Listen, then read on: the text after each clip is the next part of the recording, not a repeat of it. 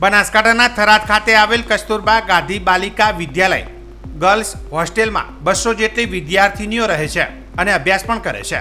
આ હોસ્ટેલમાં ધોરણ 6 થી 12ની વિદ્યાર્થીનીઓ રહે છે, ત્યારે આ હોસ્ટેલના ઉત્સાહી વોર્ડન કમ હેડ ટીચર આશાબેન ચૌધરી દ્વારા બાલિકાઓને ભણવાની સાથે સાથે અવનવી પ્રવૃત્તિઓ પણ કરાવતા હોય છે, જેથી બાલિકાઓને ભણવાની સાથે ઘર જેવું જ વાતાવરણ મળી રહે તે હેતુ થકી અવનવા કાર્યક્રમો પણ યોજવામાં આવે છે।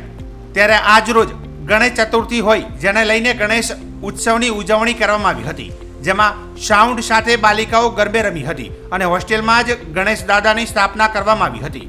આ કાર્યક્રમમાં સંસ્થાના વોર્ડન કમ હેડ ટીચર આશાબેન ચૌધરી સહિત તેમનો સ્ટાફ અને બાલિકાઓ મન મૂકીને ગરબે રમ્યા હતા અને બાદમાં આરતી કરીને પ્રસાદ પણ ચડાવવામાં આવ્યો હતો।